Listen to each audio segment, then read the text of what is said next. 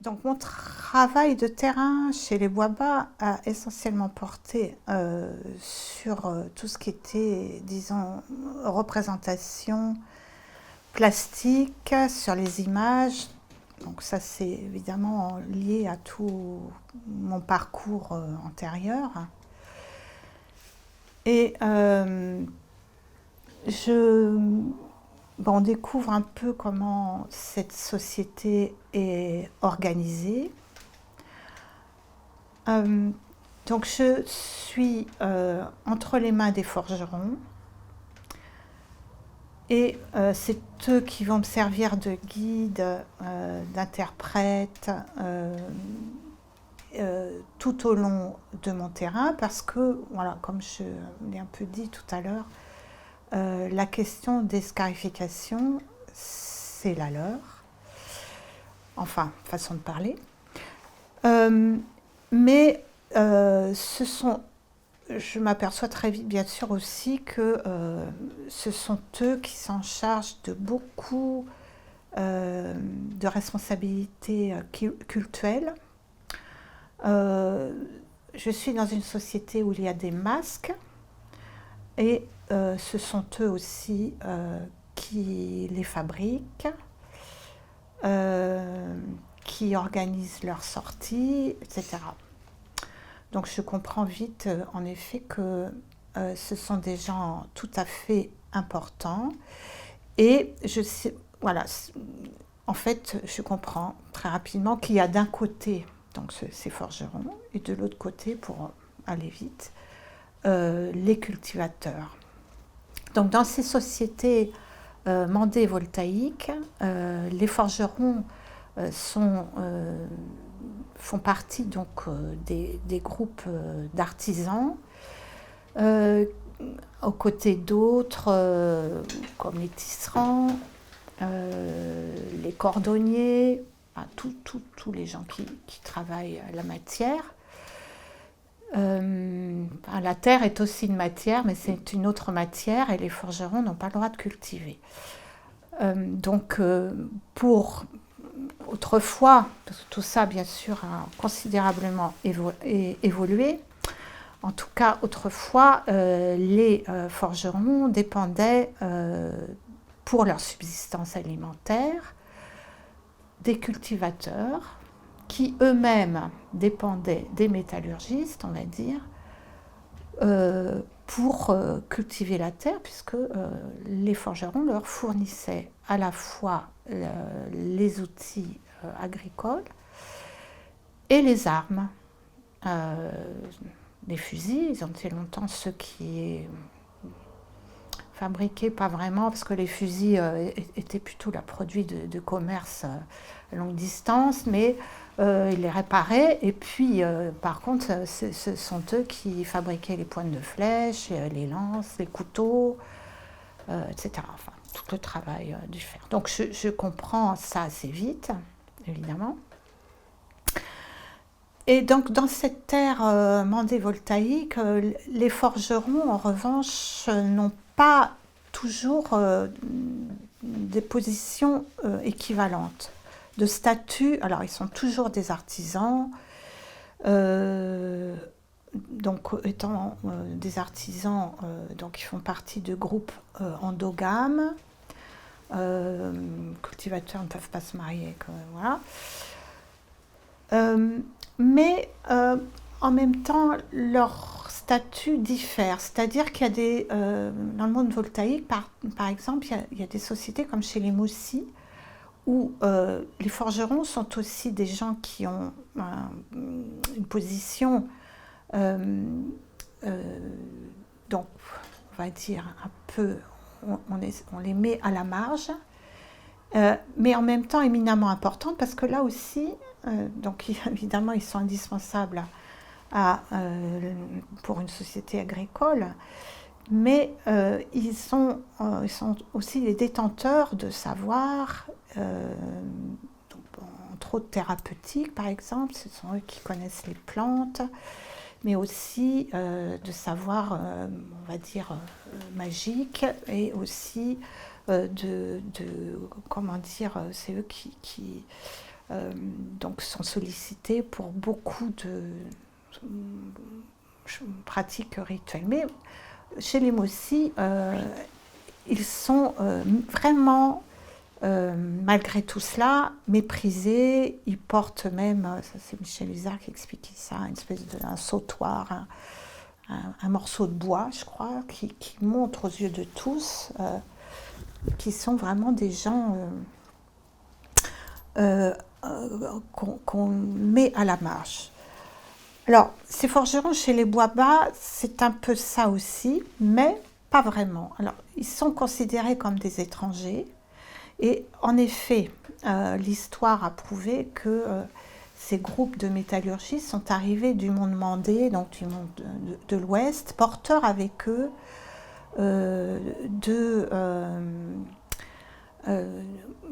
je dirais, d'un mode de représentation et d'explicitation du monde qui est vraiment rattaché au monde mandé. En particulier, les forgerons sont ceux, Bois-Bas, là sont ceux qui ont développé et véhiculé une pensée, on va dire, mythique, qu'ils explicitent. Voilà. Ils ont des mythes. Et ça, on retrouve ça aussi dans le monde mandé. Alors, les forgerons chez les Bois-Bas avaient une position un peu particulière. Ils étaient, je dirais, se positionner un peu en compétition avec les maîtres de la forge. Alors, maître de la forge, parce que la forge, dans les représentations des forgerons, constituait le premier village de l'humanité. C'est-à-dire qu'eux avaient toute une glose mythique concernant leur propre existence et leur position et leur pratique dans le monde. Donc la forge, pour eux, constituait le premier village de l'humanité. Et il est vrai que ce bâtiment n'avait rien à voir avec l'architecture villageoise. C'était une sorte d'abri qui pouvait être très grand si le groupe forgeron était nombreux et puissant, recouvert d'un toit qui reposait évidemment sur des poteaux en bois, avec un sol un peu enterré, il fallait descendre, et un toit avec de la terre non battue, un peu comme un dôme, sur lequel, au moment de la saison des pluies, poussait de la végétation. Végétation à laquelle, évidemment, il ne fallait pas toucher, etc., qui avait des statuts et propriétés particulières. Donc, un abri, disons, voilà, ça c'est le premier village, c'est-à-dire quelque chose qui, dans sa structure même, en fait, associait à la fois le monde des hommes, puisque avec les poteaux sculptés, etc., et quelque chose dans le toit qui relevait du sauvage, en fait. Donc, voilà, considéré. Donc, les forgerons Bois-Bas avaient une position comme ça très forte, se considéraient comme les premiers, d'un point de vue, je dirais, mythique qui était le leur, par rapport aux cultivateurs. Les cultivateurs avaient un point de vue, bien entendu, très opposé, donc j'ai assisté à des débats assez drôles, ce point de vue-là, puisque les cultivateurs, donc voilà, je ne vais pas rentrer dans les détails des conceptions relatives à la terre dans ces sociétés, mais dans ces sociétés voilà, voltaïques, on va dire, c'est tout un ensemble, hein, il n'y a pas que les bois bas. Donc du côté des cultivateurs, il y avait un maître de la terre, entre autres, mais aussi de la pluie, donc des gens qui étaient donc dans la position des servants d'un culte à la terre, enfin, etc. Donc le maître de la terre était un peu chez les bois bas, s'opposait comme ça au maître de la forge. Donc, le maître de la forge, donc c'était donc l'aîné du lignage de forgerons, donc c'était voilà, qui était dépositaire de cette fonction-là, et qui avait un peu cette charge de faire en sorte que l'ordre du monde, le coucher du soleil, le soleil, etc., que le cycle des jours et des nuits, que le cycle aussi des saisons ne soit pas perturbé. Donc le maître de la forge, c'est un peu ça, et l'autel sur lequel des sacrifices animaux étaient régulièrement effectués était celui du tronc d'un arbre, enfin tronc, belle circonférence, c'est un arbre qui avait été abattu exprès au moment de la fondation de la forge, enterré, voilà, il y a toutes sortes de choses, mais je pourrais en parler pendant des jours, enterré dans le sol, avec planté en son sommet une enclume, et donc ce tronc, en fait, reliait le monde des morts au monde des vivants, etc., et le sacrifice qui était fait rituellement sur cette enclume permettait que tout continue à aller comme le soleil se couche, le soleil se lève, les saisons, etc. Et la grande catastrophe, une des grandes catastrophes qui a été d'ailleurs, mais c'est dans toute cette région Vendée voltaïque, enfin le Mali, le Burkina, etc., qui a été documentée par de nombreux ethnologues, c'est l'éclipse du soleil. Et l'éclipse du soleil, quand elle est arrivée, enfin, il y a un ouvrage qui a été publié là-dessus, qui a appelé-on pour faire en sorte que les choses reviennent en état normal, c'était les forgerons qui devaient faire du bruit avec leurs instruments métalliques. Donc il y a une sorte de maîtrise de l'ordre cosmique chez ces forgerons. Les cultivateurs, de leur côté, eh bien, se considéraient comme ceux qui étaient vraiment... donc c'est le cycle des semailles, des récoltes, etc., de la pluie, et étaient c'était eux qui étaient chargés, en fait, du maintien de ces cycles, de l'ordre dans ces cycles. Et pour eux, ils considéraient que la Terre était la première instance de contrôle et de contrôle social, pas seulement ce là. Donc, bon, c'était très rapidement évoqué, donc j'arrive dans ce monde-là. Et chez les bois bas, en réalité, à l'époque où j'ai fait mes terrains, donc les années 80-90, les forgerons étaient encore investis d'un pouvoir rituel, moral et politique extrêmement important, qui faisait concurrence, je dirais, au pouvoir des maîtres de la terre ou de la pluie, qui était qui revenait aux cultivateurs.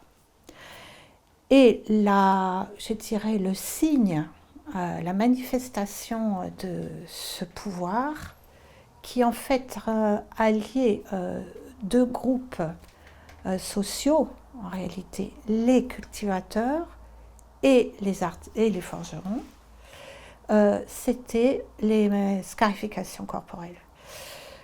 Alors, je dirais que je parle des cultivateurs comme ça, un peu dans le vague, mais ce n'étaient pas tous les cultivateurs, c'était vraiment les lignages fondateurs de villages.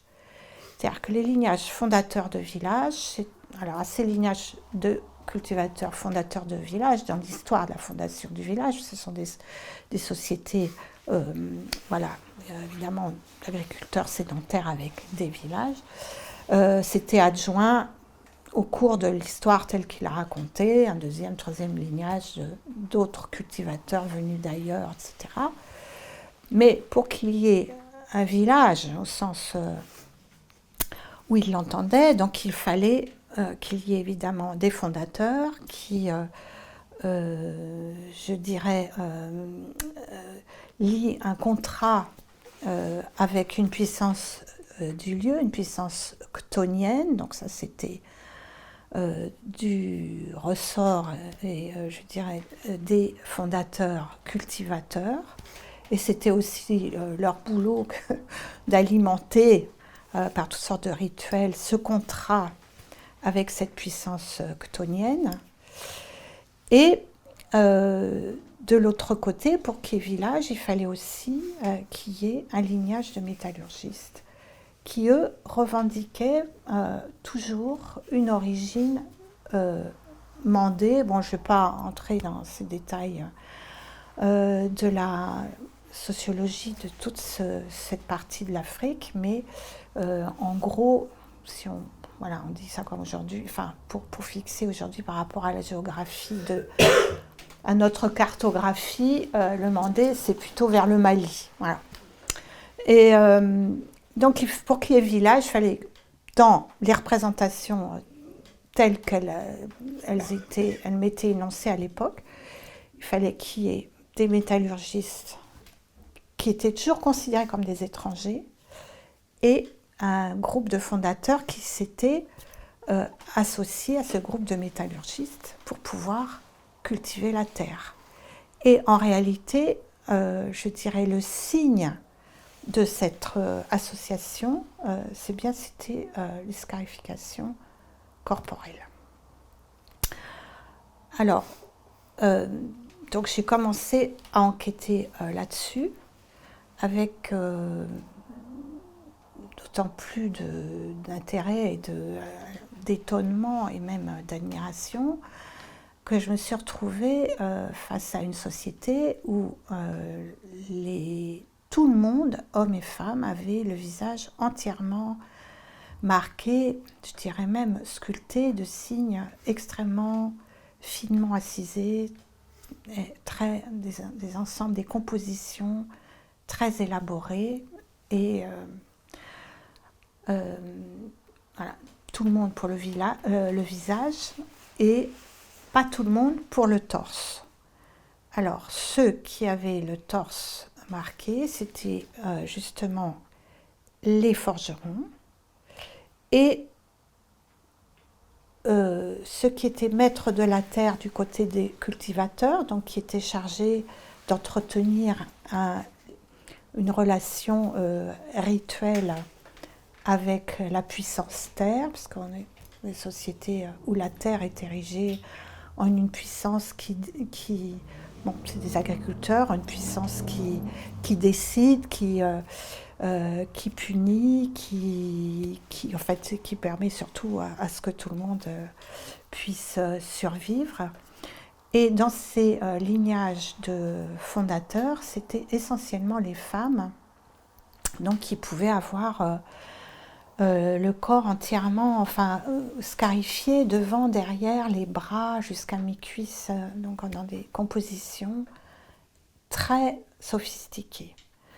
Et que donc j'ai dû relever des séances de pause interminables que j'ai relevées comme je pouvais et pour pouvoir ensuite travailler dessus.